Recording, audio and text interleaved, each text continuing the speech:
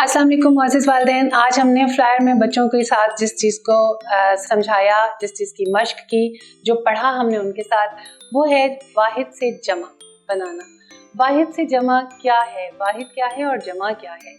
एक ही चीज़ को हम वाहिद कहेंगे और एक से ज़्यादा, दो हो, तीन हो, चार, एक से ज़्यादा जितनी भी हो वो सब जमा है।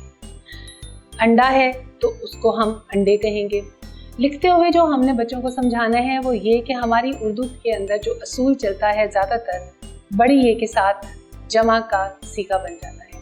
मिसाल के तौर पर अंडा है तो बड़ी ये लगाने से वो जमा बन जाएंगे। अलिफ हज़फ हो जाएगा, जो अगला अलिफ है पहला अलिफ रहेगा। बस्ता है तो बस्ते में ते बड़ी ये ते के साथ आ जाएगा। ताला है तो त अलिफ ता लाम बड़ी ये ले ताले।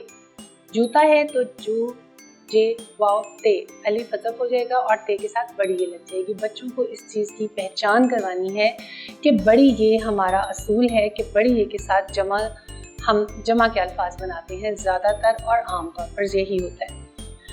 हमारी ये वीडियो यहीं पे ख़त्म होती है, ये सबक यहीं पे ख़त्म होता है। इंशाल्लाह ताला अगली वीडियो अगले सबक के साथ में कुछ नए अल्फाज के साथ फिर आपसे मुलाकात होगी। तब तक के लिए अल्लाह हाफ़िज़।